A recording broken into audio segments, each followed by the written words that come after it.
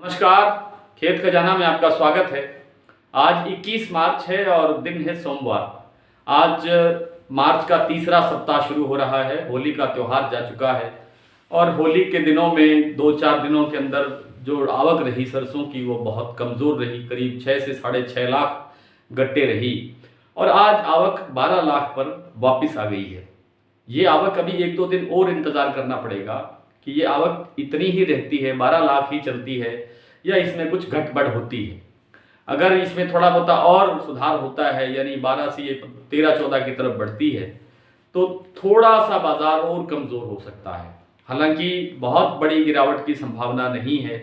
मैं कई बार निवेदन कर चुका हूँ कि 6,000 रुपये सामान्य सरसों का भाव, इससे ज़्यादा डाउन नहीं जाएगा, 6,000 रुपये से डाउन नहीं जाएगा। हालांकि आज से ही मध्य प्रदेश की सरकार और हरियाणा की सरकार सरसों की सरकारी खरीद शुरू करने का कार्यक्रम बना चुकी है। आज से घोषणा हुई है, आज से खरीद शुरू करने का कार्यक्रम शुरू हुआ है, लेकिन खरीद कहाँ हुई है और कितनी हुई है ये अभी तक डाटा नहीं है। कल के वीडियो में प्रयास करेंगे कि आपको ये जानकारी उपलब्ध करवाई जाए कि सरकारी एजेंसियों को सरसों खरीदने में कितनी सरसों उपलब्ध हुई है, कोई सफलता मिली है, नहीं मिली है। इस पर कल आपको वीडियो में जानकारी दी जाएगी। फिलहाल बाजार सरसों का कल से 100 रुपये तक डाउन हुआ है। थोड़ी बहुत कमजोरी और आ सकती है यदि आवक बढ़ती है। इंटरनेशनल मार्केट में खाद्य तेलों का बड़ा संकट उभरता हुआ दिखाई दे रहा है, इसलिए बाजार ज़्यादा कमज़ोर नहीं जा रहा है। बाजार जहाँ डाउन नहीं होगा, बाजार पर कोई बड़ा दबाव दिखाई देने की संभावना नहीं है।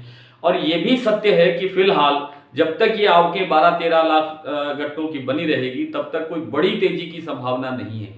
यानी मान लीजिए कि ये 10 लाख या 8 लाख गट्टों की आवक भी आ जाती है, तो भी एकदम से 500 रुपये की तेजी आने की संभावना नहीं है।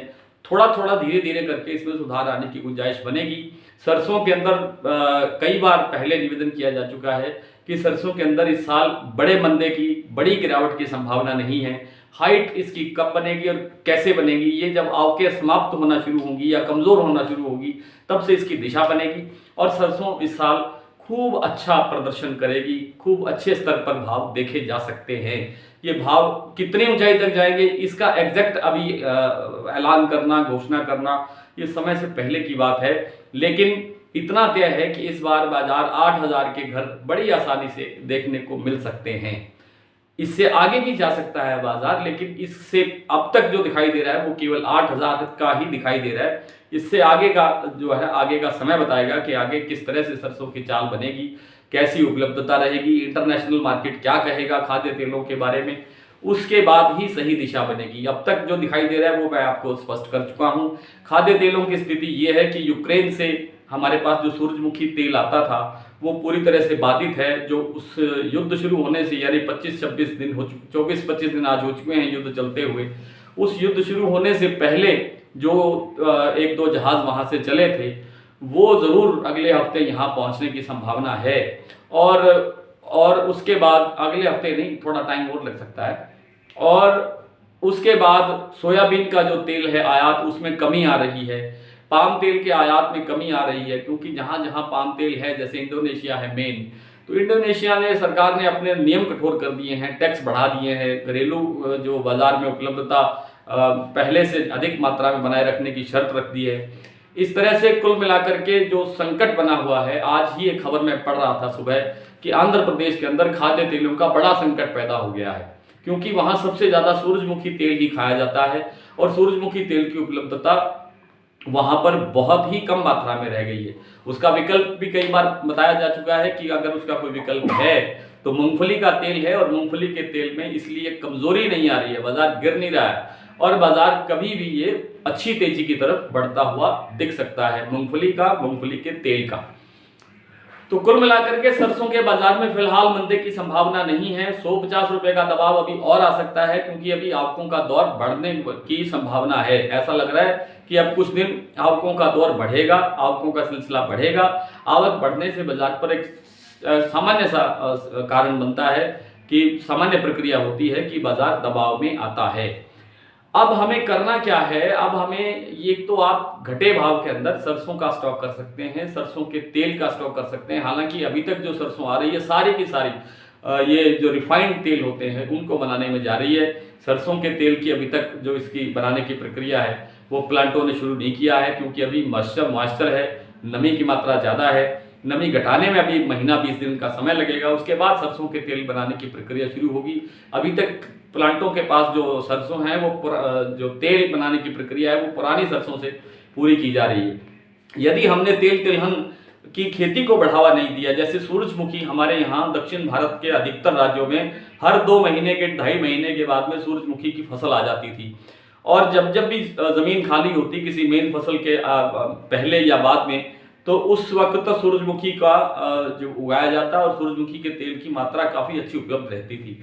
अब इस चीज़ को दोबारा से प्रेरित करने की ज़रूरत है। सरकार इस तरफ थोड़ा सा ध्यान दे कि तिलहन की खेती को कैसे बढ़ावा मिले, और उसका एक ही मेन जो आधार है वो ये है कि जब तक किसान को अच्छा भाव और एक सुनिश्चित भाव कि इतना भाव तो आपको मिले ही मिलेगा, उस अच्छे स्तर के भाव पर अगर आप किसान की फसल लेने को तैयार होंगे, तब किसान जो है वो तिलहन की खेती को बढ़ावा देने के लिए तैयार होगा। जैसे इस बार सरसों की खेती में थोड़ा सा सुधार हुआ है, कोई 20% कहता है, कोई 25% कहता है, कोई 27% तक भी कहते हैं। हुआ कितना है ये अभी एग्जैक्ट आंकड़ा नहीं है, लेकिन कुछ ना कुछ पिछले साल की तुलना में सरसों में सुधार हुआ है, क्योंकि पिछले साल 1.5 भाव मिले, इस बार शुरुआत में ही 1.5 भाव शुरू हो गए हैं, तो आगे आगे भाव और अच्छे होने की संभावना है। सरसों की खेती तो फिर भी बढ़ेगी, लेकिन जो बाकी तिलहन के मामले हैं उनमें अभी कोई गुंजाइश नहीं बन रही है, इसलिए सरकार को इस तरफ ध्यान देना चाहिए। नरमा कपास की बात करें, नरमा कपास में 3 दिन से तेजी का सिलसिला जारी है और बहुत अच्छे भाव देखने को मिल रहे हैं। 11,000 के स्तर पर तो कई मंडियों में कारोबार हो रहा है, 10.5 से कम शायद ही कोई मंडी बची है, और 10,000 से नीचे तो शायद अब कोई मंडी बची ही नहीं है। तो 10,000 से लेकर के 11,000 और 11,000 से ऊपर के स्तर पर 11,514 की आज मैंने एक मंडी में भाव सुना है। तो इस तरह से 11,500 रुपये से ऊपर का भाव मंडियां देख रही हैं, और ये भाव कभी भी 12,000 की तरफ बढ़ सकते हैं, बढ़ने की प्रबल संभावना है। कॉटन की उपलब्धता कम है, खेती कमज़ोर है, फसल का उत्पादन कमज़ोर है, बिजाई भी कुछ कमज़ोर हुई थी, कोई 8 से 10%, और कुल उत्पादन में भी बड़ी गिरावट देखने को मिल रही है। इसलिए कुल मिलाकर के कॉटन के बाजार में अभी 12-13 दिन तक, लगभग 15 दिन तक तेजी की संभावना बनी हुई है, और बनी रहने की ही गुंजाइश बनती है। आइए कुछ मंडियों के भाव देखते हैं। आज भरतपुर का भाव सुबह खुला है 6512 रुपये, और अभी तक इसी भाव पर कारोबार स्थिर है। जयपुर 7,000 रुपये, 42% का भाव। गंगापुर सिटी 6600 रुपये। सलोनी ने आज 7350 रुपये से लेकर के 7450 रुपये के स्तर पर कारोबार किया है, कल से 50 रुपये डाउन है। खैरथल 6600 रुपये, सिरसा 6361 रुपये, कोटा 6600 रुपये, हापुड़ 6600 रुपये, आदमपुर 6325, चरखी दादरी 6850, नौहर 6350, अलवर 6500, निवई मंडी 6550, टोंक 6975, गंगानगर 6350, हिसार 6600, बूंदी 6400, छिंदवाड़ा 6800, दिल्ली 6800, जोधपुर 6375, फाजिलका 6000, बारामंडी 6500, भिवानी 6600, गढ़साना मंडी 6600, और श्री विजयनगर में सरसों की बोली हुई है 6326 रुपए में। ये सारी की सारी नई सरसों के भाव हैं। आज नरमा कपास बिका है सिरसा में 10,635, पीलीबंगा में 11,574, हनुमानगढ़ में 11,125, एलनाबाद में 10,650, फतेहाबाद में 11,011, मोड़ मंडी पंजाब 10,400, आदमपुर 10,534, अबोहर मंडी में 10,700, गंगानगर में श्री गंगानगर में 11,201, और महाराष्ट्र की एक मंडी है अकूट, जहां भाव आया है आज 11,805, और भूना हरियाणा में 9,875 रुपये पर नरमा की बोली हुई है। गुजरात में आज भाव 2225 रुपये पहुंच गया है। 2225 रुपये 20 किलो का भाव होता है, और इसका क्विंटल के अंदर अगर भाव लगाते हैं तो 11,125 रुपये बनता है।